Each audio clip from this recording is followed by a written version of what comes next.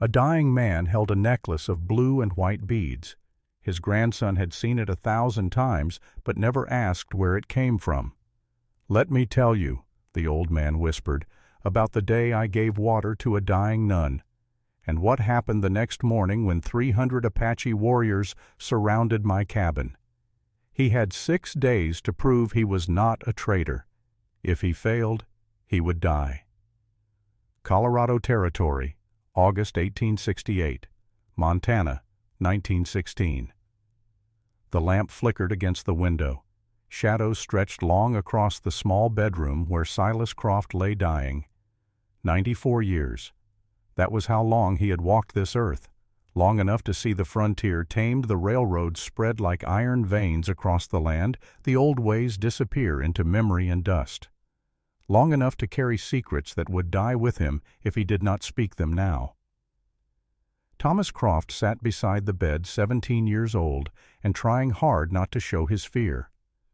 His grandfather had always seemed immortal, a man carved from the same granite as the Rocky Mountains themselves. But now, watching the shallow rise and fall of the old man's chest, Thomas understood that even mountains eventually crumble. The room smelled of wood smoke and medicine, of wool blankets and something else, something final. Thomas had been sitting there for nearly an hour, listening to his grandfather breathe, when his eyes fell upon the necklace. He had seen it 1,000 times before, of course. Blue and white beads woven into patterns that seemed to tell a story he could not read. The necklace had hung around his grandfather's neck for as long as Thomas could remember, but he had never thought to ask about it. Tonight, with death waiting patient in the corners of the room, he found the courage. "Grandpa," he said softly, "that necklace, where did it come from?" For a long moment, Silas did not respond. His eyes remained closed, and Thomas wondered if the old man had slipped away without him noticing. Then those eyes opened, still sharp, still clear, the blue-gray color of winter sky. "You want to know about this?" Silas touched the beads with trembling fingers. His voice came out rough like boots on gravel. "Took you long enough to ask." "I should have asked before." "Yes, you should have." But there was no reproach in the old man's voice, only something that might have been amusement, or might have been regret. "You're leaving soon, going to work on the railroad, becoming a man." "Yes, sir." "Then you need to hear this story." Silas shifted against his pillows, wincing at some pain he would not name. "The only story I have left to tell." He reached up with both hands. The movement was slow, deliberate. His fingers worked at the leather cord, loosening it from around his neck. "It happened in 1868, he said. "I was 46 years old, living alone in a valley in Colorado Territory, thinking I had paid all the debts I owed to this world, thinking I would die up there in the mountains with nobody to know and nobody to care." Thomas leaned forward. Outside wind pushed against the walls of the house, carrying the first cold breath of autumn. "But then a woman collapsed beside my well," Silas continued, "and everything changed."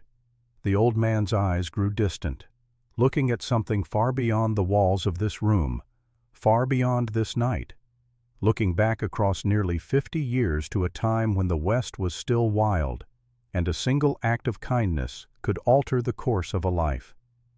"Let me tell you," Silas whispered, "about the day I gave water to a dying nun, and what happened the next morning when 300 Apache warriors surrounded my cabin."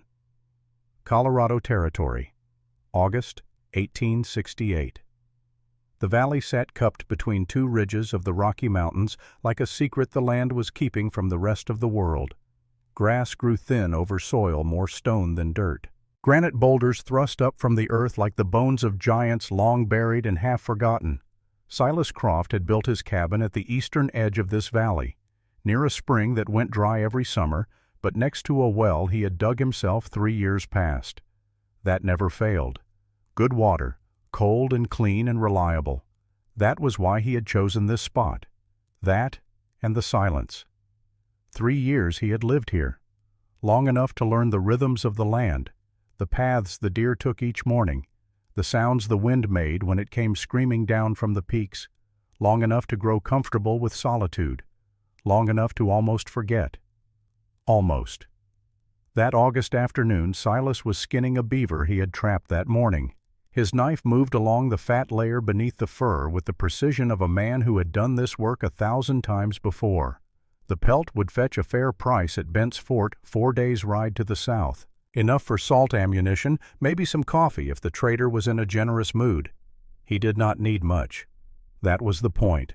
Out here a man could survive on what the land provided if he knew how to look. Meat from his traps and his rifle, water from the well, wood from the forest, and silence. Blessed silence, stretching out in all directions like a blanket pulled over a world grown too loud. The dog noticed first. Boone was a coonhound gray around the muzzle now, but still sharp where it counted. Silas had found him years back half dead in a bear trap some fool had set without marking. He had nursed the dog back to health, and in return Boone had given him something like companionship, as much companionship as either of them could stand. Now the dog lifted his head from where he had been dozing in the afternoon sun. His ears pricked forward. A low growl rumbled in his throat. Silas stopped cutting. In 3 years he had learned to trust that growl. Boone could smell grizzly from a mile away, could hear Apache moving through the trees when they were still on the other side of the ridge. If the dog said something was wrong, something was wrong. But Boone was not barking. That meant whatever had caught his attention was strange but not necessarily dangerous. Silas wiped his blade on his trousers and stood. He left his rifle where it leaned against the cabin wall. If trouble was coming, the gun would not stop it. And if it was not trouble, he did not want to look like a man expecting a fight. He walked toward the well. She lay crumpled against the wooden fence, one hand still gripping the top rail as if she had tried to pull herself upright and failed. Her habit was torn at the shoulder and hemmed thick with the red dust of the high plains. The veil that should have covered her hair was gone, leaving dark brown locks spilling loose and matted with dried sweat. A nun, alone in the wilderness, 3 weeks' ride from the nearest church. But that was not what made Silas stop in his tracks. It was her height. Even collapsed against the fence, he could see she was tall, unusually tall for a woman. If she stood, she would look him nearly in the eye. And Silas stood 6 feet in his boots. And then there was the necklace. She wore a wooden rosary around her neck, the silver cross catching the afternoon light. But beside it on a leather cord hung something else. Blue and white beads arranged in a pattern Silas recognized instantly.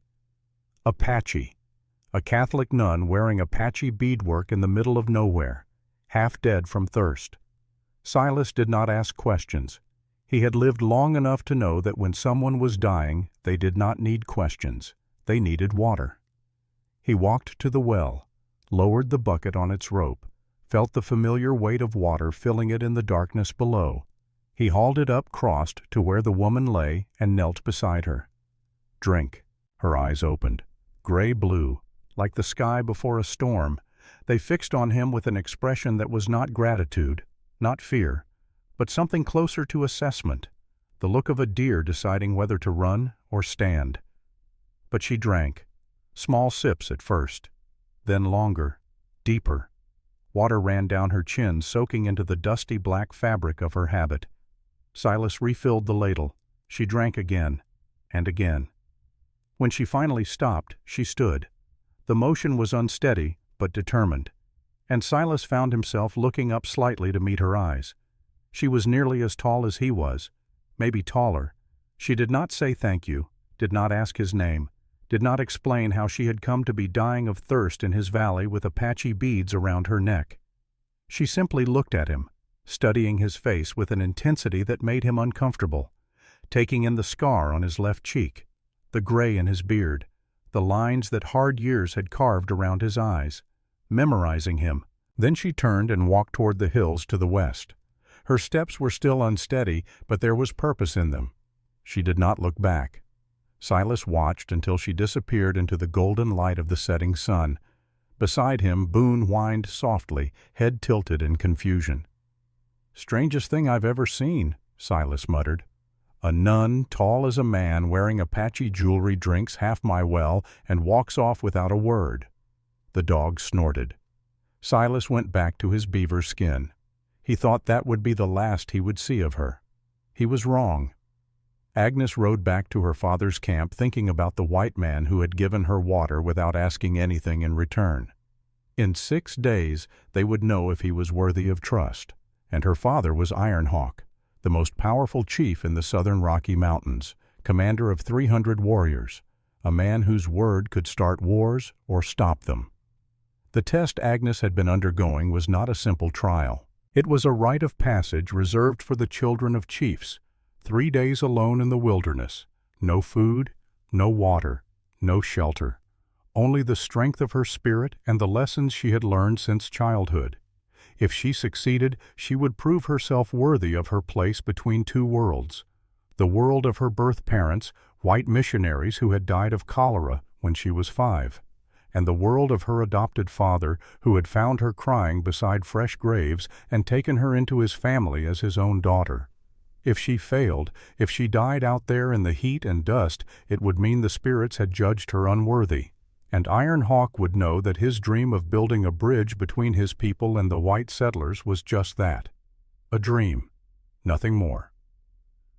Agnes had been on the 2nd day of her test when she fell. Climbing down a rocky slope, her foot had slipped. Her head had struck stone. For a time she did not know how long she had lain unconscious. When she woke, the sun was lower in the sky. Her sense of direction was gone, and the thirst that had been building for 2 days had become something else entirely. Desperation. She had wandered for hours, maybe longer. Time had lost meaning. All that existed was the burning in her throat, the pounding in her skull, the knowledge that she was dying. And then she had seen it: the wooden fence, the well, the cabin beyond. She had used the last of her strength to reach that fence, to grip the rail, to hold herself upright long enough to be seen. She had not expected kindness. In her 26 years, she had learned that kindness was rare, especially from white men toward a woman who looked like her. Too tall, too strong, too much of everything that women were not supposed to be. But the man with the scarred face and gray beard had given her water without asking who she was, without demanding payment, without trying to use her weakness against her. He had simply given, and in that moment, everything had changed. Now, as she walked back toward the hidden camp where her father and his warriors waited, Agnes thought about the man at the well, his blue-gray eyes, the way his hands had been gentle with the ladle, the fact that he had not spoken more than necessary. She thought about the scar on his cheek, old, probably from a knife, and the way he held himself, like a man who had seen violence and wanted no more of it. A good man, she thought, or at least a man trying to be good. She would remember him, and when she told her father about the test, about how she had nearly failed but had been saved by a stranger's kindness, Ironhawk would remember too. The night between. Sleep did not come easy that night. Silas lay on his narrow bed, staring at the rough-hewn beams of the ceiling while the wind pushed against the walls of his cabin. The fire had burned down to embers, casting a dim red glow across the single room that served as kitchen bedroom and everything else. The horses were restless. He could hear them shifting in the corral, their hooves scraping against the packed earth. Whiskey, the brown gelding he had bought from a trader 3 years back, let out a sharp whinny around midnight. The sound cut through the darkness like a warning. Silas sat up, listened. Nothing, just wind and the night sounds of the mountains and his own heartbeat loud in his ears. Boone was awake too. The dog had moved to the door, pressing his nose against the gap at the bottom, sniffing. Then he looked back at Silas with eyes that said, "Something is out there. I cannot tell you what." "Easy, boy." The dog did not relax. Neither did Silas. He did not sleep much after that. He lay awake in the darkness thinking about the nun, the water, the look in her gray-blue eyes, the Apache beadwork that had no business hanging beside a silver cross. And he thought about other nights when sleep would not come. Nights in the trenches at Petersburg, when the sound of artillery never stopped and the smell of gunpowder seeped into everything. Nights after the war when he had tried to live among people again. When the nightmares came so often, he was afraid to close his eyes. That was why he had come here, Not to find gold like the fools rushing to California, not to claim land like the settlers with their dreams of farms and towns. He had come here to find silence, to be alone with his ghosts where no one would judge him, where no one would ask questions he did not want to answer. 3 years. 3 years he had lived like this, and he had thought he would continue until he died. Then a nun collapsed beside his well. Silas closed his eyes, but he did not sleep. He listened to the wind, to the horses, to Boone's quiet breathing by the door, and he waited for morning. Morning came cold and clear. Silas stepped out of his cabin at first light as he did every morning. The sky was pale blue, shading to white at the edges. The air carried the bite of the mountains even in August. Boone ran ahead of him, then stopped. The dog's hackles rose along his spine, but he did not bark. That silence was wrong. Boone always barked in the morning, greeting the day with the enthusiasm of an animal who had survived another night. This silence meant something else entirely. Silas looked up. At first he thought his eyes were playing tricks, shapes on the ridgeline, dark against the brightening sky. But shapes did not move like that. Shapes did not sit astride horses in perfect stillness. He counted to 10, 20, then stopped counting. They were everywhere. On the northern ridge a line of riders sat motionless as statues silhouetted against the dawn. Behind the first row there was a second, and a third. On the eastern hillside more warriors waited among the boulders. They blended with the rock so perfectly that at first Silas did not see them. Then his eyes adjusted, and he realized what he was looking at. West. The slope leading down to the dry stream bed was blocked. South. The only trail out of the valley. He did not need to look. He knew. They had surrounded him completely. In the night, without a single sound, they had positioned themselves around his cabin like a noose drawn tight. Silas felt his heart beating faster, but he did not run, did not reach for his rifle. He had lived in this territory long enough to know that if they wanted him dead, he would already be dead. They had all night to put an arrow through his window, to burn the cabin while he slept, to do whatever they wanted. But they had not. They had waited for sunrise, waited for him to wake up, waited for him to see them. That meant something. Silas just did not know what. He stepped into the yard. His boots crunched on the hard-packed earth. The horses in the corral were pressed against the far fence, heads high, nostrils flared. They could smell it too, danger thick in the morning air. Then movement caught his eye. A single rider broke away from the line on the northern ridge. He began descending the slope, slow and deliberate. His horse picked its way down through the rocks with the sure-footedness of an animal that had grown up in this terrain. The rider was old. Silas could see that even from a distance. His hair was silver-bound in 2 braids that hung past his shoulders. His face was weathered like canyon walls carved by decades of wind and sun, and something harder still. Authority. This was a man accustomed to giving commands and having them obeyed. He stopped 50 paces from where Silas stood. Behind him more riders appeared, dozens of them fanning out, watching. The old warrior raised one hand, not in greeting, not in threat, just raised it and held it there waiting for something Silas could not name. Silas understood. This was a test, and the first move was his. He walked forward 10 paces, then stopped. They faced each other across 40 paces of dusty ground. 2 men who had lived past the midpoint of their lives, who had seen enough death to know how fragile existence truly was. Neither spoke, neither needed to. The old warrior lowered his hand and pointed, not at Silas, at the well. Then he made a gesture, pouring water, drinking. Silas nodded slowly. He understood now. This was about the woman, the water. The old warrior turned his head and called out something in his own language, sharp, commanding. Movement rippled across the line of warriors on the eastern ridge. They parted, creating a gap, and through that gap a single rider appeared. Silas felt his breath catch. It was her, the nun from yesterday, but she looked different now. Her black habit had been cleaned and mended. Her hair was braided and decorated with small beads that caught the morning light. The silver cross still hung at her throat, but beside it the Apache necklace seemed to glow with new significance. She rode a painted horse white and brown, sitting straight-backed with the easy grace of someone who had spent a lifetime in the saddle. Even from here her height was striking. She rose above the other riders like a pine among saplings. She descended the slope and stopped 10 paces from Silas, close enough to talk without shouting. "You gave me water," she said. Her English was clear with only a slight accent that Silas could not place. Not quite Apache, not quite anything else, something in between. "Yes," he said. "You did not know who I was."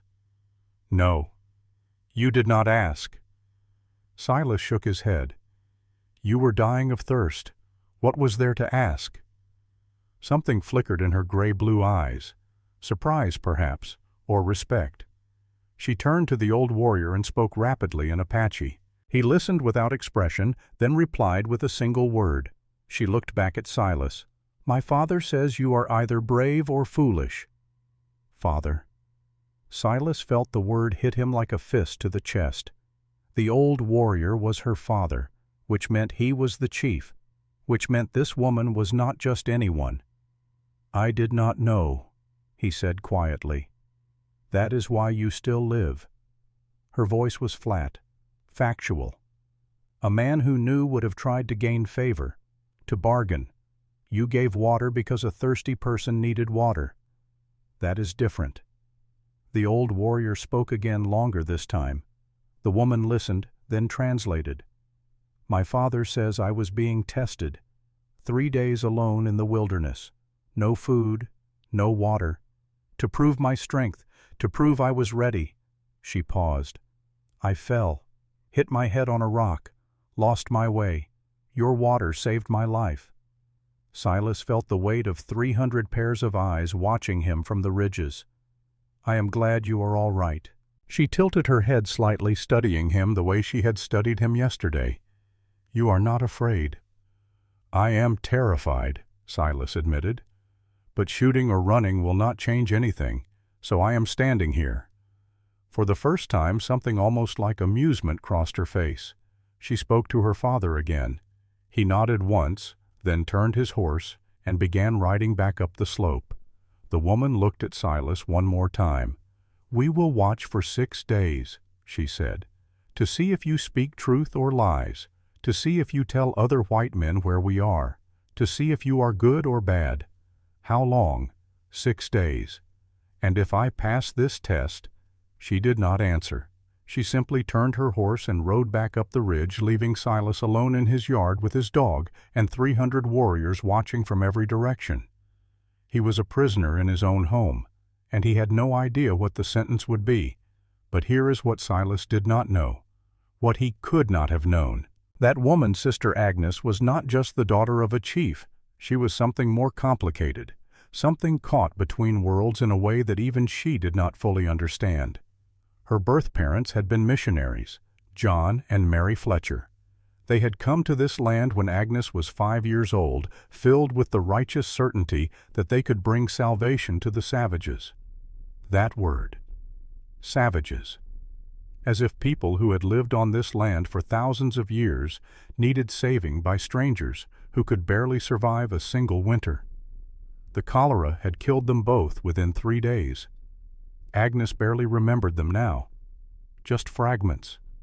Her mother's hands rough from work, her father's voice reading from the Bible by candlelight, the smell of the canvas tent they had lived in, and then fever, convulsions, death. She had been found by Iron Hawk crying beside fresh graves she had tried to dig herself with her small hands. The chief's wife had just lost a daughter to the same sickness. When Iron Hawk saw this white child alone and terrified, he had made a choice that would define both their lives. He took her in. He and his wife raised Agnes as their own daughter. They taught her to hunt, to ride, to track game through the mountains. They taught her the language of her adopted people, the stories, the songs, the ways of survival that had been passed down through generations. But they also kept her parents' Bible, let her read it, let her choose her own path. And Agnes, caught between the faith of her birth and the spirits of her adopted home, had chosen both.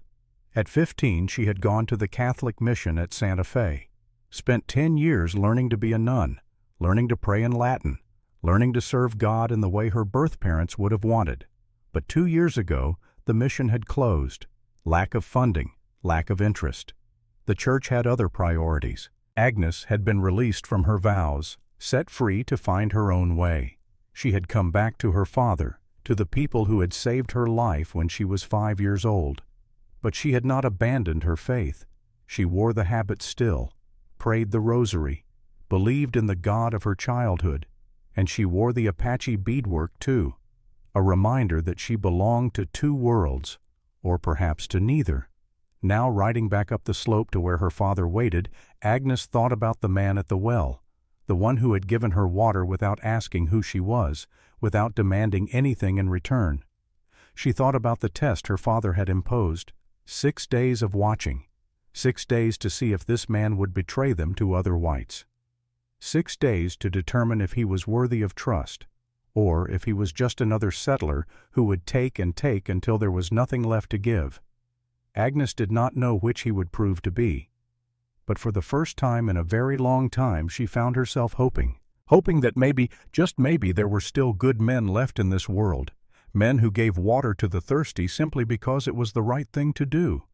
That night alone in his cabin with the lamp burning low, Silas thought about choices. The Apache fires dotted the ridges like fallen stars, 300 points of light surrounding his valley. He sat by the window with Boone at his feet watching the flames flicker in the darkness. And he remembered, not the war itself. He had made his peace with that, or something close to peace. Men died in battle. That was the nature of war. You learned to accept it, or you went mad. What he remembered was what came after, a particular moment in a Virginia forest. 4 years passed. The Battle of the Wilderness. 3 days of fighting in woods so thick the sun never reached the ground, where smoke turned everything to gray shadows and the screams of the wounded never stopped. His squad had started with 30 men. By the third day, 11 remained. They were moving through a ravine when they found them. 5 Confederate soldiers, wounded, young, probably not yet 20. They had thrown away their weapons. Their hands were raised in surrender. One of them was crying, calling for his mother in a thick Southern accent. The order from Colonel Patterson had been clear. No prisoners, no burdens, move fast, hit hard, leave nothing behind. Silas was the ranking officer. The decision was his. 11 exhausted men looked at him. 5 terrified boys knelt in the mud. He remembered thinking about the order, thinking about how 5 prisoners would slow them down, thinking about the risk, that they might call out, might give away their position. He did not think about the fact that they were human beings, did not think about mothers waiting back home for sons who would never return, did not think about anything except duty and orders and the cold mathematics of war. "Take care of them," he said, and turned away. 5 gunshots, 5 screams cut short, then silence. Silas opened his eyes. The cabin, the lamp, Boone watching him with worried eyes. 4 years had passed since that day. 4 years of nightmares. 4 years of seeing those 5 faces every time he closed his eyes. 4 years of hearing the word Mama in a voice that would never speak again. That was why he had come here. Not to escape justice. No one prosecuted officers for following orders in wartime. He had come to escape himself, to live in silence with his ghosts, to punish himself with solitude because no court ever would. He thought the isolation would be penance enough. But now, looking at the Apache fires on the ridges, he wondered if something else was happening, if he was being given another chance, an opportunity to choose differently, to give water instead of bullets, to save instead of kill. "What kind of man am I?" he whispered to the darkness. 6 days. He had 6 days to find out. Outside, 300 warriors waited, watching, judging, and somewhere in the hills a tall woman in a nun's habit was watching too, waiting to see if the man who had given her water was worthy of something more.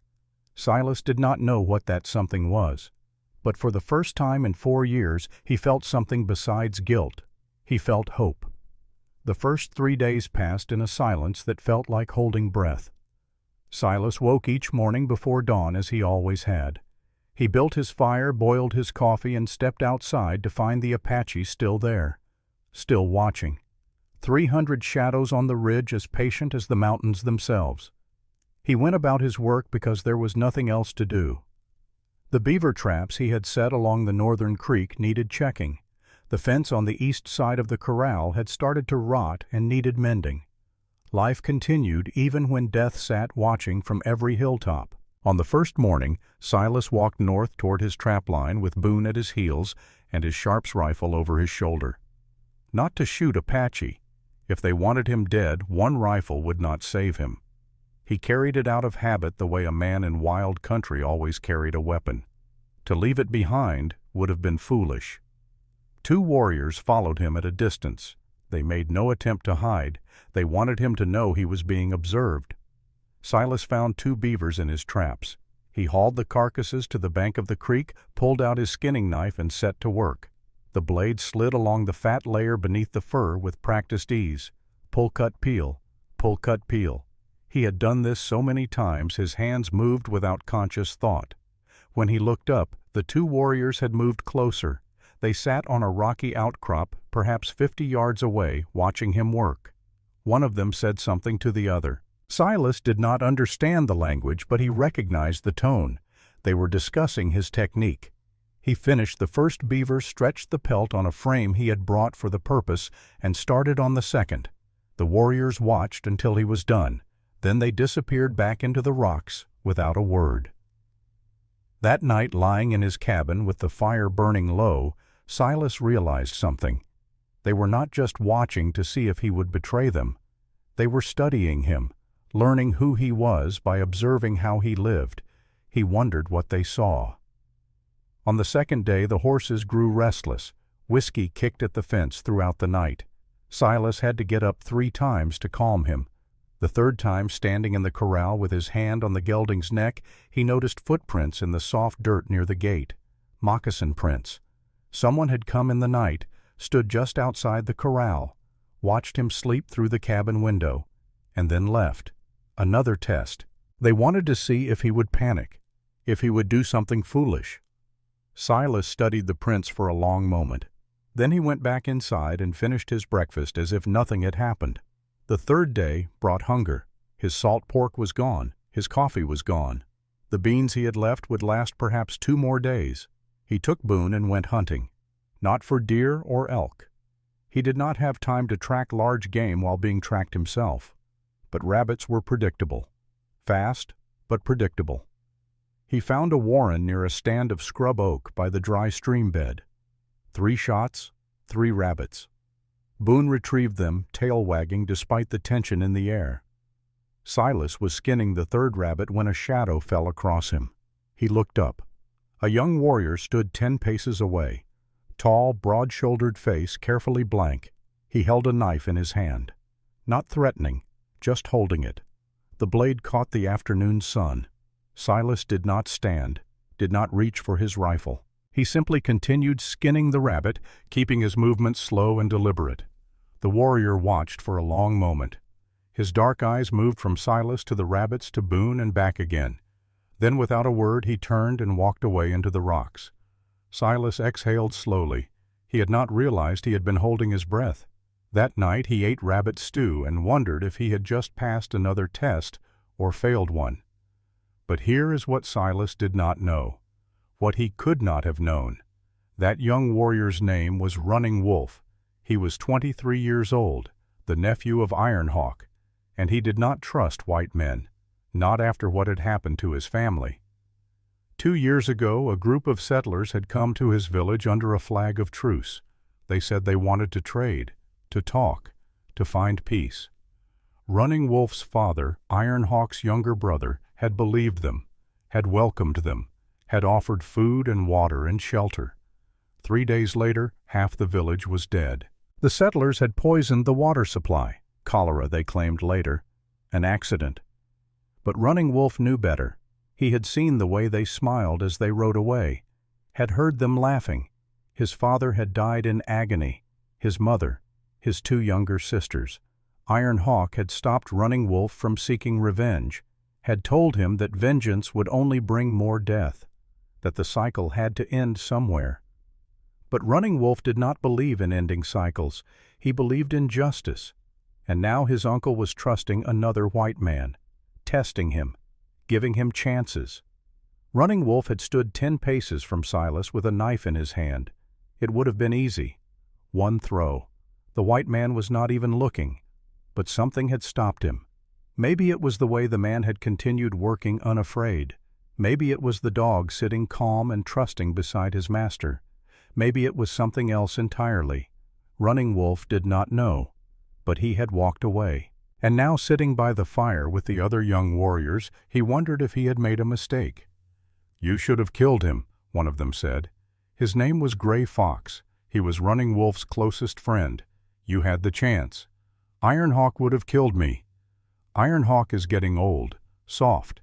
He thinks we can live in peace with the white men, but they will never let us live in peace." Running Wolf stared into the flames. "Maybe, maybe not. You doubt?" "I do not know what I think anymore." Gray Fox spat into the fire.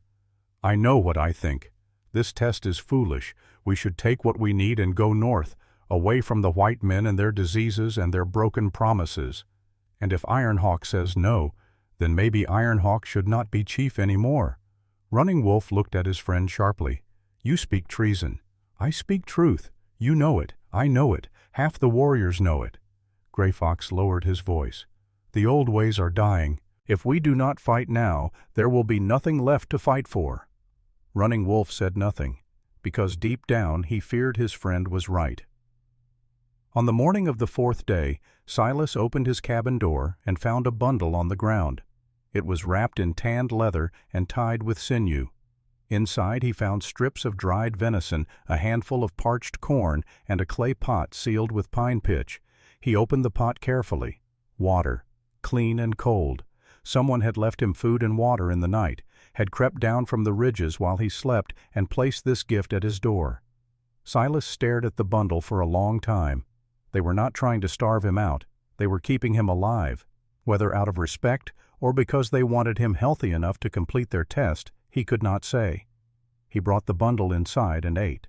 The venison was tough and heavily salted, but it was the best meal he had tasted in days. He rationed the rest carefully, not knowing how long this trial would last.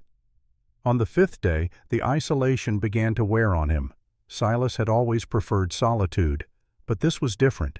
This was being watched every waking moment. He found himself talking to the horses just to hear a voice, found himself having long conversations with Boone about the weather, the quality of the grass, the chances of rain. The dog listened patiently as dogs do. He did not judge. Boone had been with him since before he came to this valley, almost 5 years now. Since that day Silas had found him in the trap, his leg-mangled eyes wild with pain and fear. Silas had knelt beside the dog and spoken softly. "Easy now, easy. I'm going to help you." The dog had tried to bite him, pure instinct, defend yourself when everything hurts. But Silas had been patient, had kept talking in that low, calm voice until the dog stopped struggling. Then he had pried open the trap, lifted the animal gently, and carried him back to the cabin.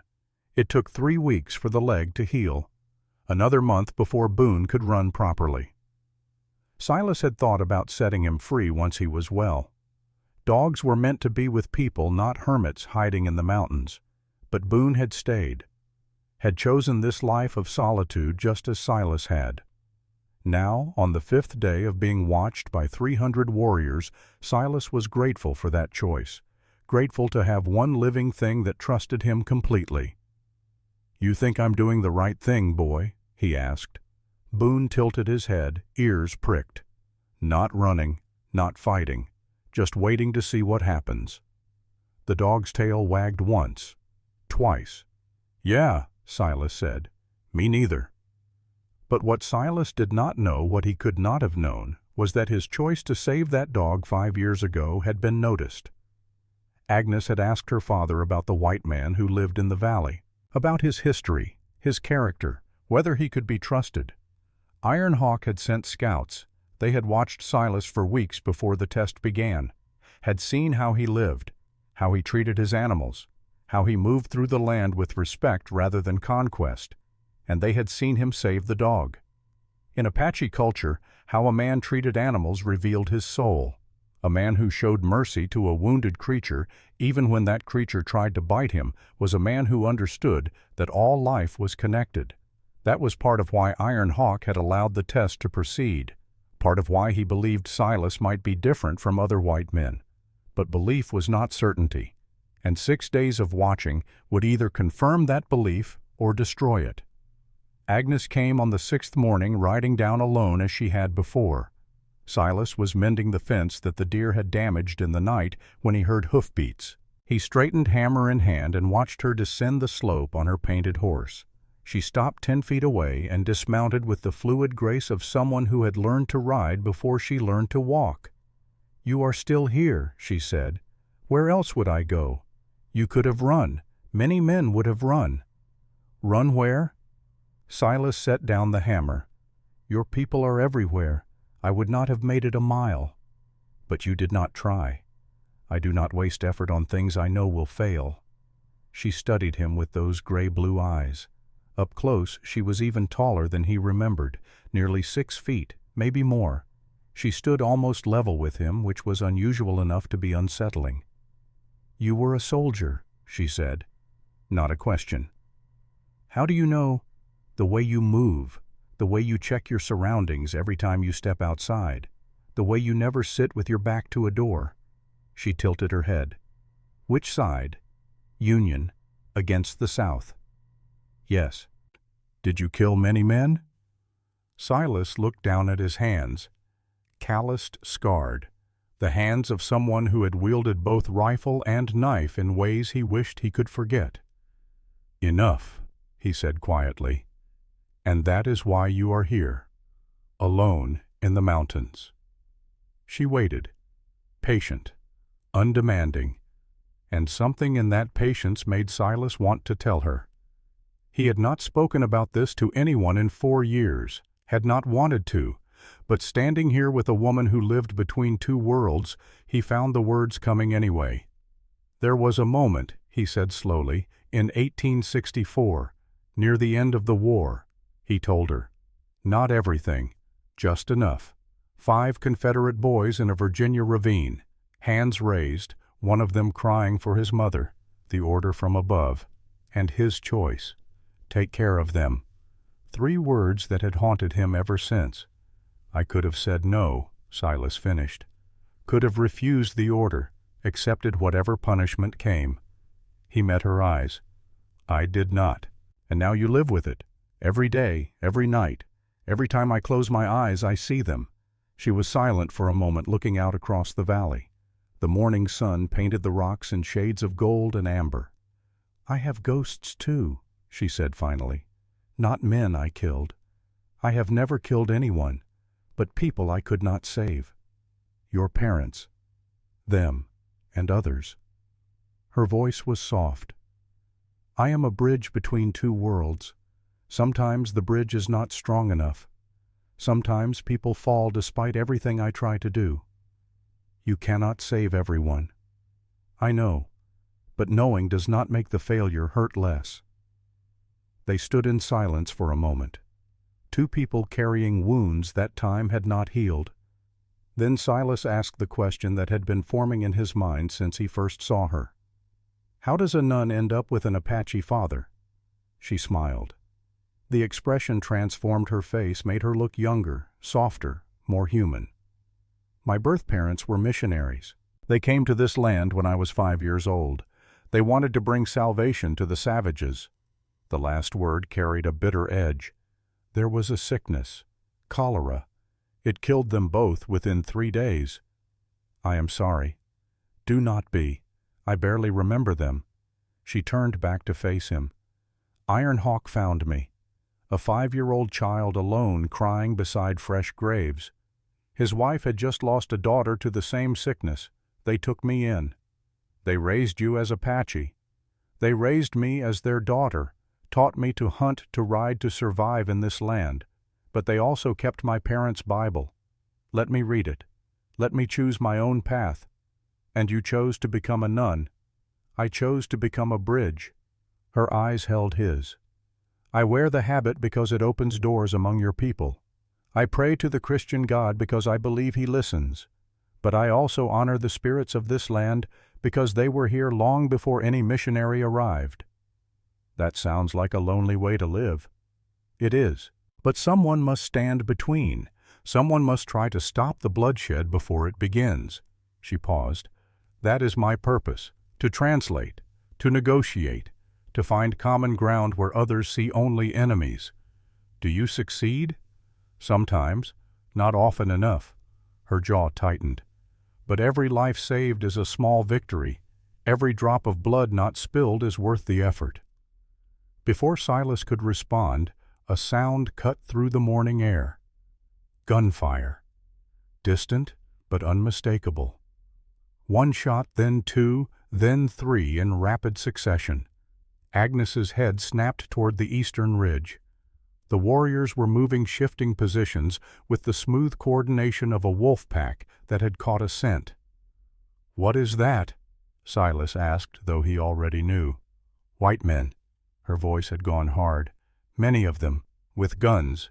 She met his eyes, and for the first time he saw something other than calm assessment there, something that might have been fear. "They are coming this way." But here is what neither Silas nor Agnes knew, what neither of them could have known. The men riding hard toward the valley were not random settlers. They were a militia, 15 riders, maybe more, and they had been tracking the Apache for 2 weeks. Their leader was a man named Marcus Holloway. Captain Marcus Holloway, if you wanted to be formal about it. Former Confederate officer, 4th Virginia Infantry, fought from First Bull Run to Appomattox. He had a red beard that spread across his chest like a bib of flame, eyes that had seen too much death and wanted to see more. The kind of man who had lost something in the war and spent every day since trying to fill that emptiness with purpose. Any purpose, even if it was the wrong one. Holloway's militia had been formed 3 months ago after a series of raids on settlements south of the valley. 3 homesteads burned, a family killed, livestock stolen, crops destroyed. The tracks led north. Unshod horses, moccasin prints. All the signs pointed to Apache. Holloway had gathered men who wanted revenge, men who had lost farms, family futures, men who needed someone to blame for the fact that the frontier was harder than they had imagined. Now, after 2 weeks of tracking, they had found fresh signs. Hundreds of horses, a large encampment, war party sized, and it led straight to this valley. Holloway raised his hand, slowing the group. They pulled up at the edge of the tree line, looking down at the small cabin below. Smoke rose from the chimney. A man stood in the yard, a tall woman beside him. Both were looking toward the ridge where the militia had just appeared. "One man," someone said, "living out here alone." Holloway studied the cabin, the corral, the well, the lay of the land. "Not alone anymore," he said. "Look at the ridges." The men looked. At first they saw nothing. Then their eyes adjusted, and they saw what Holloway had already seen. Warriors, dozens of them, maybe hundreds, positioned on every high point surrounding the valley. "Jesus Christ," someone whispered. "We rode right into a trap," another man said. "No." Holloway's voice was calm, too calm. "If it was a trap, we would already be dead. They are watching, waiting to see what we do." He kicked his horse into motion, riding down the slope toward the cabin. The others followed, hands tight on their rifles. They were committed now. No turning back. Silas watched them come. 15 riders moving fast, faces flushed with the kind of heat that comes from excitement and anger mixed together, the heat of men who believed they were hunting monsters. Beside him, Agnes had gone very still. Her hand moved to the beads at her throat. Both sets, the rosary and the Apache necklace. "You should go," Silas said quietly. "No. They will see you with me. They will know." "I know." She did not move. "But I will not hide. Not any more." The riders pulled up 30 yards from the cabin. Their horses blew hard foam white on their necks. The leader was a big man with a red beard. He spotted Silas and raised a hand to slow the group. "You alone here," he called out. Just me, Silas said. He kept his voice steady, his hands visible. You see any Apache come through? We have been tracking a war party for 2 weeks. Saw smoke signals yesterday. Trail led straight to this valley. Silas thought fast. He could lie. Tell them the Apache had passed through and moved on. But these men were not fools. They had seen the tracks, the campsites, the signs of hundreds of warriors occupying this ground for days. I have seen signs, he said carefully, but they are gone now, moved north about an hour ago. Not quite a lie. The warriors had pulled back into the rocks when the gunfire started. North was a guess, but a plausible one. A younger rider pushed forward, early 20s face spotted with acne eyes bright with a dangerous kind of eagerness. The kind of man who had never killed anyone but desperately wanted to. You have got some nerve living out here alone. This is Apache country. It is my land, bought and paid for. The bearded man dismounted slowly. He was taller than Silas had first thought, broad through the shoulders with hands like bear paws. Name is Marcus Holloway, he said. Captain Marcus Holloway if you want to be formal about it. Captain of what? Volunteer militia. We have been hunting a band that raided a settlement 2 weeks south of here, burned 3 homesteads, killed a family. He spat into the dust. We aim to make them pay. Silas felt his stomach tighten. You are certain it was Apache? Tracks do not lie. The young rider again eager and aggressive. War party came through. We followed them here. Holloway studied Silas with eyes that missed nothing. You seem awful calm for a man who just had hostiles camped on his doorstep. Panic does not help anything. You hiding something. Just trying to stay alive, same as anyone. Holloway walked past him toward the cabin. Not aggression, just the behavior of a man who had spent his life giving orders and having them obeyed. Mind if we look around, water the horses?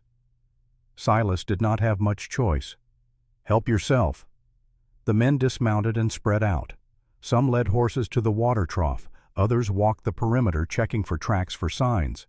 The young rider stayed mounted, watching Silas with open suspicion. From the corner of his eye, Silas caught movement on the western ridge. A flicker, a shape that might have been a rock or might have been a warrior watching from cover. The Apache had not left. They had just pulled back far enough to avoid a fight. If these militiamen found them, the valley would run red with blood. And then Holloway's eyes fell on Agnes. She had been standing so still, so quiet, that he had not noticed her at first. But now he saw her height, saw the black habit, saw the woman who did not belong in this place at this time. "Who is this?" he asked. His voice had changed, gone harder. "A traveler," Silas said, "passing through. A nun." Holloway stepped closer, studying her. "Out here, in the middle of nowhere."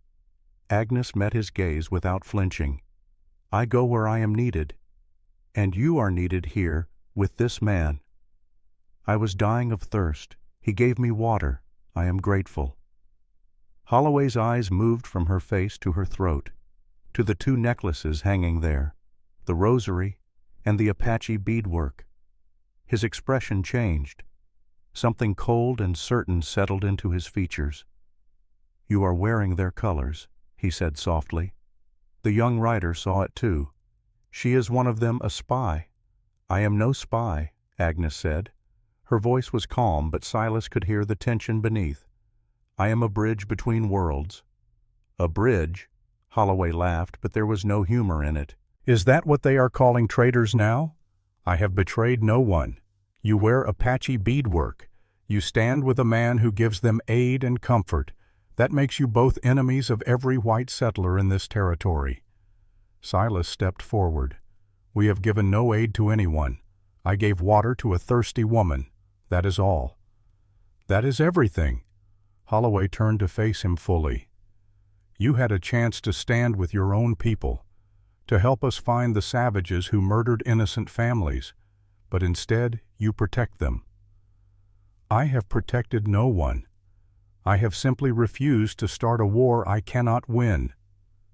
"You are already in a war, friend, whether you want to be or not." Holloway's hand moved to his pistol.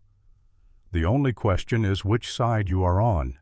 And then a sound cut through the air, high and piercing, not quite human, not quite animal, a signal.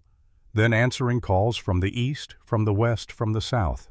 The valley filled with sound echoing off the canyon walls surrounding them.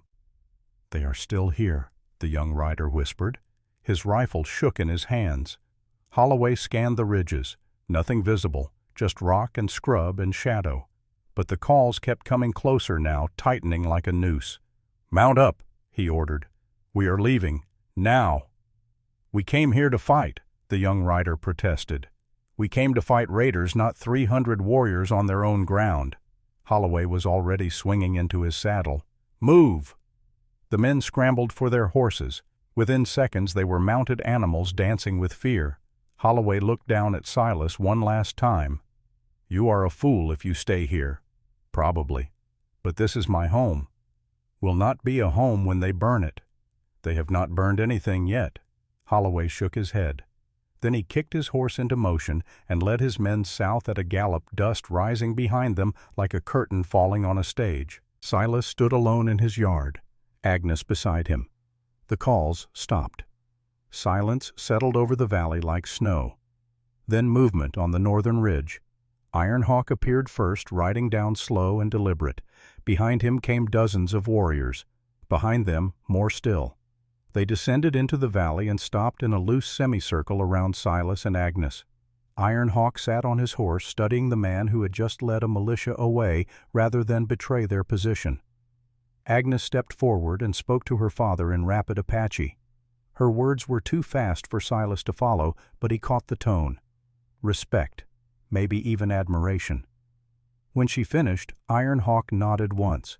He spoke a single word. Agnes translated. "My father says the test is over. You have passed." Silas felt something release in his chest. Relief, maybe, or exhaustion. "What happens now?" Agnes's expression shifted. Not quite a smile, but close. "Now we talk." Iron Hawk dismounted and walked toward Silas's cabin without asking permission. It was not aggression. It was simply the behavior of a man who had spent his life giving orders and having them obeyed. Silas followed, knowing that whatever came next would change everything. He did not know how right he was. Inside, Iron Hawk stood in the center of the small room. His eyes moved slowly across everything Silas owned. The narrow bed against the wall. The iron stove with its pipe running up through the roof. The shelves holding what remained of his supplies. The single window facing west toward the mountains. It was not much. A life reduced to essentials. The old chief said something to Agnes, who had followed them inside. She translated, her voice carrying the weight of her father's words. "He says you live like a warrior. No excess. Nothing you do not need." Silas shrugged. "I learned a long time ago that possessions just weigh a man down." Iron Hawk pulled out a chair from the rough-hewn table and sat. He gestured for Silas to do the same.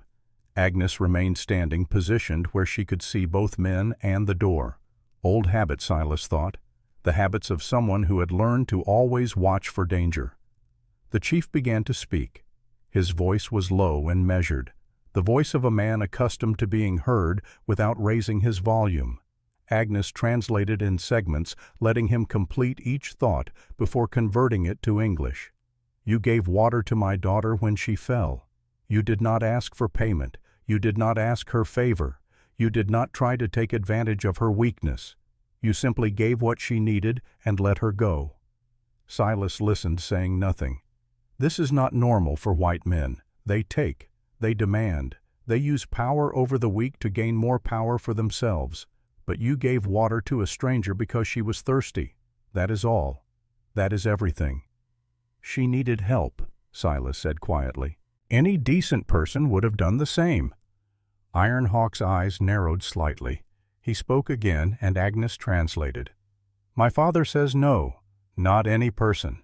Most white men see an Apache woman and think only of danger or opportunity or ways to use her against her people. You saw a human being who needed water. That is the difference between a good man and all the others." The chief leaned forward, his dark eyes fixed on Silas with an intensity that was almost physical. Agnes continued, translating. My father says this land was once all Apache land. The water flowed free. The game ran free. No one said this mountain is mine or that river is yours. The land belonged to everyone, and no one the way it was meant to be. She paused as her father continued. Then white men came with papers that said they owned what cannot be owned. They built fences across the earth. They dug wells and said the water beneath the ground belonged to them. They drew lines on maps and killed anyone who crossed those lines. Silas felt the weight of that truth. He had bought this land legally according to the laws of the United States, but those laws had been written by men who never asked the Apache if they agreed. I know, he said. I cannot change what others have done. No, but you can choose what you will do. Iron Hawk reached into the leather pouch at his belt and withdrew something wrapped in soft cloth.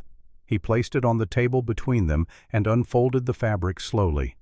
A necklace, blue and white beads woven into an intricate pattern on a leather cord, similar to the one Agnes wore but with different symbols, different meanings. This is a mark of protection, Agnes explained. Anyone who wears this necklace is known to our people as a friend. No Apache will harm you. No Apache will take from you. You will be under the protection of our tribe for as long as you live. Silas stared at the necklace. The beadwork was beautiful, clearly the product of many hours of careful labor, but he understood that beauty came with a price. If I wear this, he said slowly, white men will see it. They will know what it means. Yes, they will call me a traitor. Yes, they might kill me for it. Agnes nodded. Her face showed no emotion, but her eyes held something that might have been respect. My father says you must choose. Protection from his people means danger from your own. You cannot have both. There is no middle ground. Iron Hawk spoke again, his voice grave. My father says the choice reveals the man. A coward chooses safety. A fool chooses without understanding. But a man of honor chooses what is right even when it costs him everything. Silas looked at the necklace, then at Iron Hawk, then at Agnes.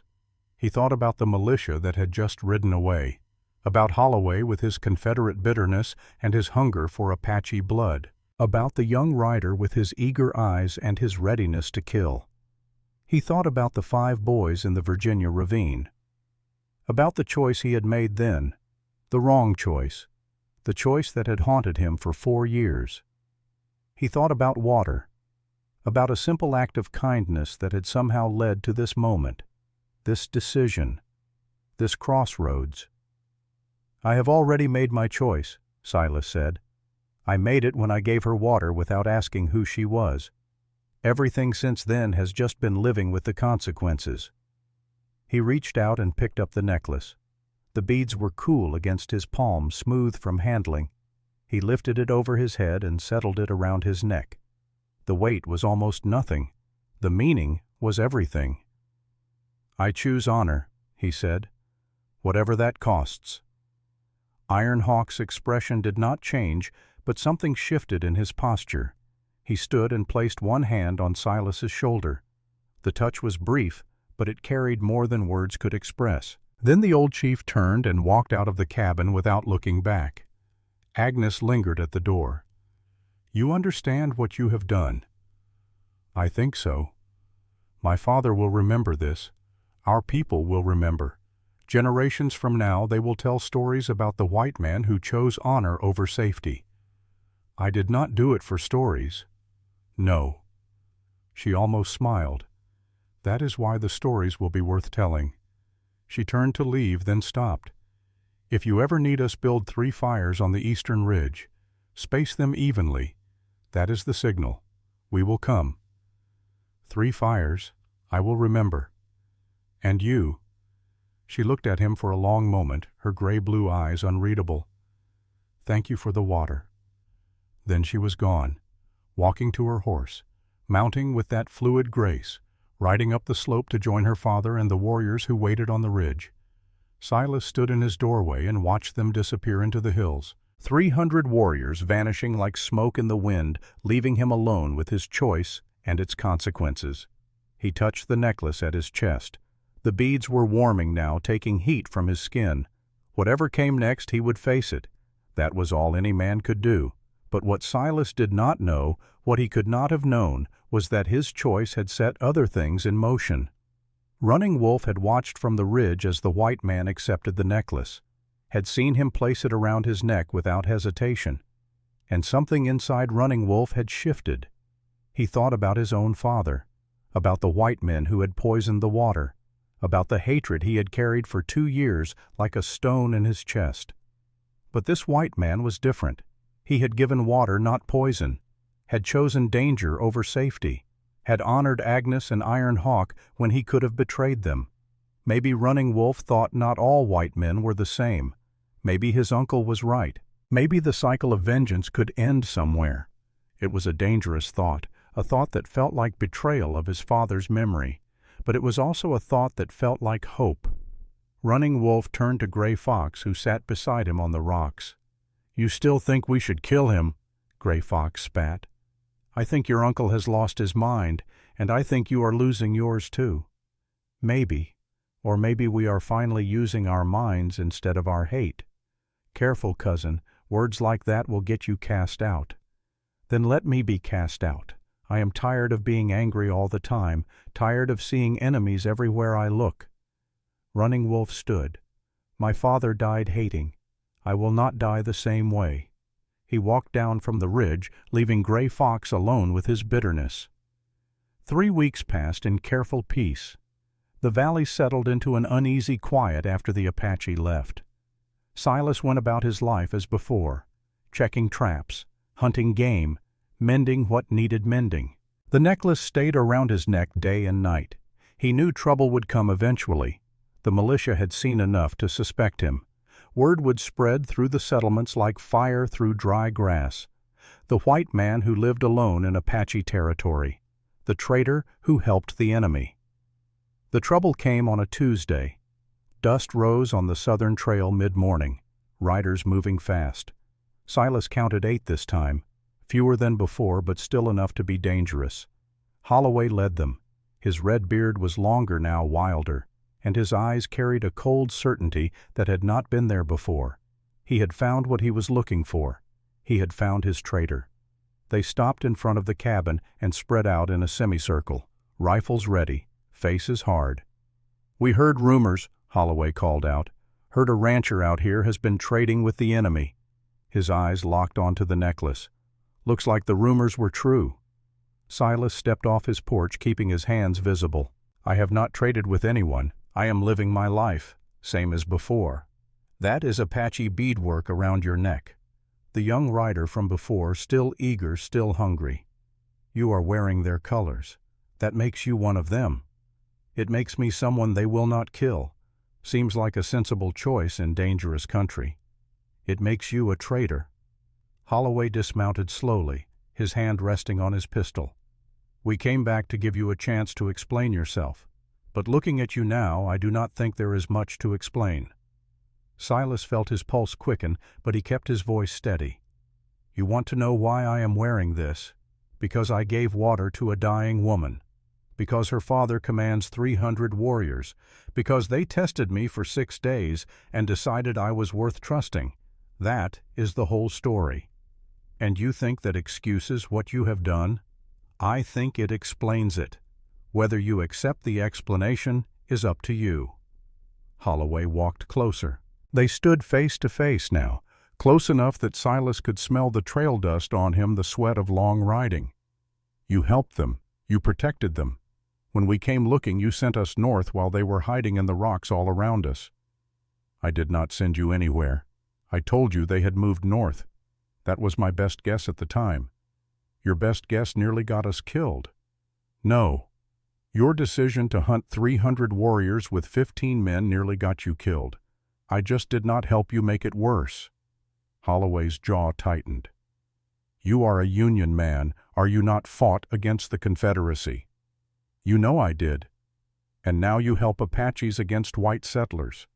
He shook his head slowly. Some men just cannot stop betraying their own people. I have not betrayed anyone. I gave water to a thirsty woman. I refused to reveal the location of people who had done me no harm. If that makes me a traitor, then every decent human being is a traitor. The young rider raised his rifle. Let me shoot him, Captain. Put an end to this. Holloway did not answer immediately. He studied Silas with those cold eyes calculating. You really think you can live like this, caught between two worlds, trusted by neither? I do not need to be trusted by anyone except myself. I know what I did and why I did it. That is enough. Is it? Holloway smiled without warmth. Then let me tell you something, friend. Those Apache you are protecting, they raided settlements, burned homes, killed families, women and children screaming while their houses burned around them. That is who you are protecting. Are you certain they did it? Silas held Holloway's gaze. Are you certain it was these Apache Iron Hawks people? Or are you just assuming because you found tracks? Tracks do not lie. Anyone can make tracks. Anyone can steal moccasins and create a false trail. Silas took a step forward. I have been in this territory for 3 years. I have heard stories about white men who raid settlements and blame it on Indians. Gives them an excuse to take land, to call for military action, to push the tribes further and further away. Holloway's face reddened. You are calling me a liar. I am saying you might not have all the facts. I am saying the Apache who surrounded my ranch for 6 days could have killed me 100 times over. They did not. They brought me food. They let me live. Does that sound like the behavior of murderers? The silence stretched out. The other riders shifted uncomfortably in their saddles. Finally, Holloway stepped back. You are a fool, Croft, living out here alone thinking you can make peace with people who want to kill us all. I do not think I can make peace with everyone, but I can choose not to add to the killing. That is something. It is nothing. It is weakness dressed up as principle. Holloway turned and walked back to his horse. He mounted and looked down at Silas one last time. If I see you again, I might not be so patient. You made your choice. Now live with it. He kicked his horse into motion. The others followed the young rider, throwing one last look of hatred over his shoulder before disappearing down the southern trail. Silas stood alone in his yard, listening to the hoofbeats fade. Then movement on the western ridge caught his eye. A single rider, tall and straight in the saddle.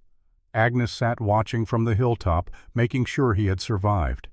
When she saw him looking, she raised one hand, a gesture of acknowledgement, or farewell, or perhaps just recognition that some bonds once formed do not break easily.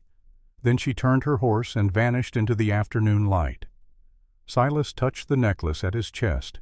It had cost him whatever acceptance he might have had among his own people, but it had given him something else, something harder to define. Peace. Not the silence of isolation, but genuine peace, the knowledge that he had chosen rightly whatever others might think. He went back to his work. There was always work to be done, but what neither Silas nor Agnes nor Holloway knew was that the truth about the raids was about to come to light. 2 weeks later, a man stumbled into Bent's Fort, half dead from exposure, delirious with fever. His name was William Chen. He had been working as a surveyor for the Colorado and Pacific Railroad, mapping routes through the mountains, determining where the iron road would go, and he had seen something he was not supposed to see. 3 white men dressed in stolen Apache clothing attacking a homestead, setting fires, killing livestock, making sure to leave moccasin prints everywhere. Chen had hidden, had watched, had seen the leader remove his disguise afterward, a man named Garrett Hollis, a land speculator, someone who had been buying up properties cheap after families fled the raids, someone who stood to make a fortune if the Apache were driven out and the railroad came through. Chen had tried to report what he saw, but Hollis had sent men after him.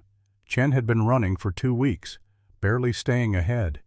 Now he lay in a bed at the fort telling his story to anyone who would listen, including a certain nun who happened to be passing through. Agnes listened with growing horror as Chen described what he had seen, the false raids, the manufactured evidence, the deaths of innocent people on both sides, all to serve one man's greed. She thought about the families Holloway had mentioned, the burned homesteads, the murdered settlers, real deaths, real grief, but caused by white men pretending to be Apache. And she thought about how close her people had come to war, how close they still were. She left Chen in the care of the fort's doctor and rode hard for 2 days, not toward her father's camp, but toward a small cabin in a valley between 2 ridges. Silas was splitting wood when she arrived. The sound of her horse made him turn axe in hand. She dismounted quickly, urgently. "I have found something," she said without preamble. "Something that changes everything." She told him about Chen, about Hollis, about the false raids designed to start a war. Silas felt rage building in his chest. Clean, pure rage at the manipulation, at the deaths that could have been prevented, at the hatred that had been deliberately cultivated. "We need to tell Holloway," he said. "He will not believe us. We are the enemy, remember. Then we bring him proof. We find Hollis. We make him confess." Agnes shook her head. "That will take too long. And Hollis has resources, men, money. He can disappear before we ever get close." "Then what do we do?" She met his eyes. "We go to the settlements, together, you and I. We tell the truth. We show them that an Apache woman and a white man can stand together without violence. We make them see that we are not enemies. They will not listen. Maybe not, but we have to try." Silas looked at her, at the determination in her gray-blue eyes, at the 2 necklaces she wore, symbols of the impossible bridge she had been building her entire life. "All right," he said. "We try." They rode to the nearest settlement 3 days later, a small town called Cedar Springs. 40 buildings, maybe 50 families, people trying to build lives in hard country. Word of their arrival spread quickly. By the time they reached the town square, a crowd had gathered. Men with rifles, women with hard faces, children peeking from behind their mothers' skirts. Holloway was there. He pushed to the front of the crowd, his red beard bristling. "You have got some nerve coming here," he said to Silas, "and bringing her with you." "I am not here to fight," Silas said. "I am here to tell the truth." "The truth? You would not know truth if it bit you." Agnes stepped forward. Her height drew gasps from the crowd. Even the men had to look up slightly to meet her eyes. "My name is Agnes," she said. Her voice carried across the square, clear and strong. "I am the daughter of Iron Hawk, and I am here to tell you that my people did not raid your settlements." "Liar!" someone shouted from the crowd. "Let her speak," another voice called. A woman's voice, older. Agnes continued. "A man at Bent's Fort saw the real raiders. White men dressed as Apache, led by a land speculator named Garrett Hollis. They wanted to start a war, to drive my people out, to make way for the railroad." Murmurs rippled through the crowd, some disbelieving, some uncertain. Holloway's eyes narrowed. "Why should we believe you?" "Because I am risking my life to be here. Because the man beside me gave up everything to tell you this truth. Because if we wanted war, we would have killed you all when you came into our valley with 15 men against 300 warriors." The murmurs grew louder. "She has got a point," someone said. "Could be a trick," another replied. Then a voice cut through the noise. "I believe her." An old man stepped forward, gray-haired, weathered. He walked with a limp. "Name is Joseph Hendricks," he said. "I was at the Peterson homestead the day after the raid. Something was wrong about those tracks. Too neat, too obvious, like someone wanted us to find them." He looked at Agnes. "I have lived on this frontier for 30 years. I have seen real Apache raids. That was not one of them." Another voice joined in. A middle-aged woman. "My husband worked for Hollis. Said the man was always talking about getting the army to clear out the natives. Said it would make him rich." More voices, more doubts. The certainty that had held the crowd together began to crack. Holloway stood silent. His face was a mask, but Silas could see the wheels turning behind his eyes. Finally the captain spoke. "Even if what you say is true, Even if Hollis was behind the raids, that does not change the fact that Apache have killed settlers before, that they are a threat. Yes, Agnes said quietly, just as settlers have killed Apache, just as both sides have reasons for hatred. But someone must stop the cycle. Someone must choose peace over vengeance. She looked around at the gathered faces. I am that someone. My father is that someone. And this man who gave me water when I was dying, he is that someone too. Silas stepped forward. I am not asking you to trust the Apache. I am asking you to verify the truth. Find Hollis. Question him. Investigate the raids properly. And if you find that Agnes is lying, then do what you will. But if you find she is telling the truth, then maybe, just maybe, we can find another way forward. Silence fell over the square. Then Holloway did something unexpected. He removed his hat, held it in his hands, and looked at Silas. I fought for 4 years, he said quietly. Lost most of my company at Gettysburg, came west thinking I could start over, build something new. He paused. But all I have built is more hatred, more death. He looked at Agnes. If what you say is true, if Hollis is behind this, then I owe you an apology. I owe your people an apology. Find the truth first, Agnes said. Then we will talk about apologies. Holloway nodded. He turned to the crowd. I am taking a group to find Hollis. Anyone who wants to come, mount up. Anyone who wants to stay here and protect the town, do that. But we are going to get answers. 10 men volunteered to ride with him. As they prepared to leave, Holloway stopped beside Silas. I was wrong about you, he said. You were doing what you thought was right. So were you. Difference is, you were actually right. He extended his hand. Silas took it. They found Hollis 3 days later trying to board a train east with 2 trunks full of deeds and cash. He confessed when confronted with Chen's testimony and the evidence Holloway's men had gathered. The stolen Apache clothing, the falsified reports, the payments to men willing to commit murder. Word spread quickly, through the settlements, through the trading posts, through the army forts. The Apache had not raided those homesteads. A white man had trying to start a war for profit, and a nun who stood 6 feet tall and a mountain man who wore Apache beads had uncovered the truth.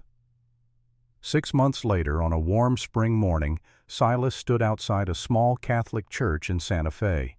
His hands were shaking. He had not been inside a church since before the war, had not prayed in longer than that. But today was different. Today he was getting married. Agnes emerged from the church in a simple white dress, not a wedding gown exactly, just the best dress she owned. But she was beautiful, tall and strong and certain. Beside her stood Iron Hawk. The old chief had ridden for 5 days to be here, to give his daughter away in the tradition of the white people, even though in Apache tradition she was already a woman who made her own choices. The priest was a Franciscan named Father Miguel. He had known Agnes since she was a child at the mission, had taught her to read Latin, had blessed her when she took her vows as a nun, and now he would bless her marriage to a man who had lived alone in the mountains for 3 years, trying to escape his ghosts. The ceremony was simple, the words familiar: love, honor, cherish, in sickness and health, till death do us part. When it was done, Father Miguel smiled. You may kiss your bride. Silas had to reach up slightly. Agnes bent down slightly. Their lips met in the middle. The small crowd cheered, settlers and Apache standing together. Holloway was there, his red beard newly trimmed. Joseph Hendricks, the woman who had spoken up about Hollis. Even Running Wolf had come, curiosity overcoming his previous hatred. Outside the church, Iron Hawk placed his hand on Silas's shoulder. Agnes translated. My father says you have proven yourself worthy, not just of his daughter but of his respect. You are family now, always. Silas felt tears prickling his eyes. He had not cried in years, but now standing in the New Mexico sun, with a wife beside him and a future opening up ahead, he could not stop them. Thank you, he said, not just to Iron Hawk, to Agnes, to everyone who had given him a second chance, to the universe that had sent a dying woman to his well and changed his life forever. They rode back to the valley together, Silas and Agnes, man and wife. The cabin was too small for two people, especially when one of them was 6 feet 2 inches tall. Agnes had to duck to get through the door. The first time she tried, she got stuck halfway, unable to move. "Don not," she warned. "Do not what?" "Do not laugh." Silas bit his lip so hard it bled. But he helped her through, and together they began the work of building a life. They added a room to the cabin, then another. Within a year, the small homestead had become a proper house. Agnes started teaching. Not in a formal school at first, just children from nearby settlements who needed to learn to read and write. She taught in English and in Apache building bridges, one lesson at a time. Silas continued trapping and hunting, but he also began breeding horses. Good stock that could survive the mountain winters, animals that settlers and Apache alike wanted to buy. They prospered, not richly but comfortably. And more importantly, they were happy. 2 years after their wedding, their first child was born, a daughter they named Mary after Agnes's birth mother. 3 years after that, a son. They named him John after Agnes's birth father. The children grew up speaking 2 languages, learning 2 cultures, walking between 2 worlds the way their mother had done. And slowly, carefully, other families began to follow their example. Marriages between settlers and Apache, shared hunting grounds, trade agreements, the beginnings of something that might someday become peace. It was not perfect. There were still conflicts, still hatred, still violence. But it was better. And better was enough. 10 years after Silas gave water to a dying nun, Iron Hawk fell ill. Agnes rode to her father's camp and stayed with him for 2 months. Silas came too, bringing their children, showing them the people who were half their heritage. Iron Hawk died on a cold November morning surrounded by family. His last words were in Apache, translated by Agnes for Silas. "Tell the white man I am glad I did not kill him." Silas smiled through his tears. "Tell your father I am glad too." The funeral lasted 3 days. Apache tradition, songs and stories, and the burning of possessions to send with the chief into the next world. But they also said a Catholic Mass. Father Miguel came all the way from Santa Fe. He spoke about a man who had built bridges, who had seen the humanity in strangers, who had raised a white child as his own and never asked her to choose between worlds. Settlers attended the funeral. Holloway was there, Joseph Hendricks, dozens of others who had learned to see past their fear. It was not the funeral of a savage chief. It was the funeral of a leader, a father, a man who had changed his corner of the world for the better. 20 years passed. The cabin had become a ranch. The small school had become a building with 2 rooms and a bell tower. Silas was 66 now. His hair was white. His hands shook sometimes. But he still rode every morning, checking the fence lines and the water sources. Agnes was 52. Her hair was streaked with silver, but she was still tall, still strong, still teaching children who would grow up knowing that different did not mean enemy. Their children were grown. Mary had married a settler's son. John had married an Apache woman. Both couples lived nearby. Both had children of their own. On a spring morning, Silas and Agnes sat on the porch of their house watching the sun rise over the mountains. "Do you ever regret it?" Silas asked. "Giving up the convent, marrying a hermit, living out here instead of in a city?" Agnes looked at him with those gray-blue eyes, still clear, still sharp. "Do you regret giving me water?" "Not for a single moment." "Then you have your answer." She took his hand. Hers was larger than his, stronger, but they fit together perfectly. "We built something good here," she said. "Not perfect, but good." "Yes. Our grandchildren will grow up without the hatred we knew. That is worth everything." Silas nodded. He thought about the 5 boys in Virginia, about the choice he had made that day, about the guilt that had driven him to the mountains. He thought about water, about kindness, about second chances. "I spent 4 years punishing myself," he said quietly, "thinking I did not deserve happiness, thinking I would die alone with my ghosts. And then a tall woman collapsed beside my well, and everything changed.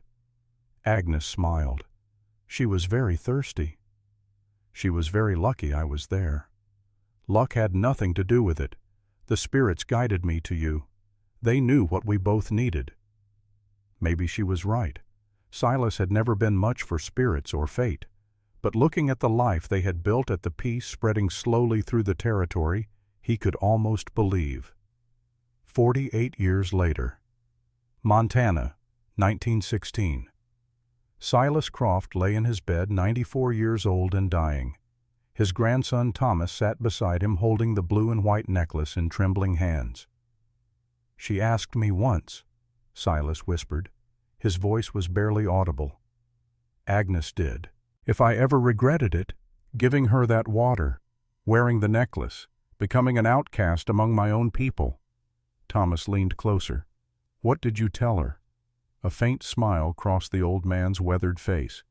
"I told her it was the best thing I ever did, the only thing in my whole life I would not change." His breathing slowed. The lamplight flickered. "When someone needs water," Silas said, "and you have water to give you, give it. You do not ask who they are. You do not ask if they deserve it. You do not think about what they might do for you in return." He looked at his grandson with eyes that were still somehow sharp. "You just give water to a thirsty person, because that is what good people do." His eyes closed. Thomas waited, breath held for them to open again. They did not. Silas Croft died as the sun rose over the Montana mountains, peacefully, surrounded by family, his hand still resting on the necklace that had defined the second half of his life. 3 days later they buried him on a hillside overlooking the valley where he had spent his final years. It was a small funeral. Silas had lived too long as a man of few words to have many friends. A few neighbors came, the pastor from town, Thomas and his parents, and one unexpected guest. She appeared as they were lowering the coffin into the ground, an old woman tall despite the stoop that age had put in her spine. Her hair was silver braided in 2 long plaits that hung past her shoulders. She wore black, though not a nun's habit. Around her neck hung a necklace of blue and white beads. No one knew who she was except Thomas. He recognized her immediately, though he had never seen her before. Some things you simply know. She stood apart from the other mourners, watching in silence as the pastor spoke his words and the dirt began to fill the grave. When it was over and the others had started back toward their horses and wagons, she remained. Thomas walked to her. "You are Agnes." It was not a question. She studied him with gray-blue eyes that age had not dimmed. "And you are his grandson. He spoke of you in his letters. He wrote to you. Not often, once every year or two, just to let me know he was still alive." She looked at the fresh grave. "I received his last letter a month ago. He told me the end was coming, asked me to visit if I could. You came all this way." "I came to say goodbye to a man who changed my life, and to see if his grandson was worthy of what he left behind." Thomas reached into his shirt and pulled out the necklace. It hung against his chest, the beads catching the pale autumn sunlight. Agnes's eyes widened slightly. Then she smiled, and for a moment Thomas could see the young woman she had been, tall and strong and unafraid. "He gave it to you, the night before he died." She nodded slowly. "Then he believed you were ready for it." She reached out and touched the beads briefly, her fingers gentle. "This necklace saved his life, and in saving his life it saved many others who never knew his name. Every act of kindness ripples outward like stones thrown into still water. I do not know if I can live up to it. No one ever does, not completely, but you try. Every day you try. That is all anyone can do." She turned to look at the grave one more time. The headstone was simple. Name dates and a single line that Thomas had insisted on, words his grandfather had spoken in those final hours. He gave water to the thirsty. That was enough. Agnes read the words aloud, her voice soft. "That was enough." She paused. "Yes, it was." She stood in silence for a long moment, saying goodbye in whatever way her heart required. Then she turned back to Thomas. "Take care of that necklace, and more importantly, take care of what it represents. Your grandfather understood something that most people never learn, that we are all just travelers passing through this world. And the only things that matter are the kindnesses we show each other along the way. I will remember. I know you will." She reached out and touched his cheek briefly, a gesture of blessing from one generation to another. "You have his eyes, the same kindness in them." Then she turned and walked away, moving slowly down the hillside toward where a wagon waited to take her wherever she was going next. Thomas watched until she disappeared from sight. Then he looked down at the necklace in his hands, blue and white beads, leather worn soft by decades of wear. A simple thing, really. And yet it carried the weight of a lifetime, of choices made in moments of crisis, of bridges built between worlds that others said could never be crossed. He put the necklace over his head and felt it settle against his chest, just as it had rested against his grandfather's chest for nearly 50 years. The wind picked up, carrying the smell of coming snow. Winter was close now. The world was changing as it always changed. War was spreading across Europe. The Old West was becoming something new. The frontier was closing, but some things remained constant: kindness, honor, the simple act of giving water to someone who thirsted. Thomas Croft walked down the hillside carrying his grandfather's legacy into whatever future awaited him. He did not know what challenges he would face, did not know what choices he would have to make, but he knew one thing: when someone needed water and he had water to give, he would give it, without question, without hesitation, without asking anything in return. That was enough. That would always be enough.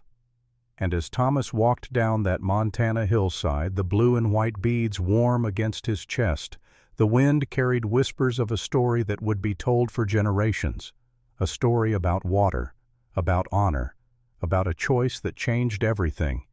The end.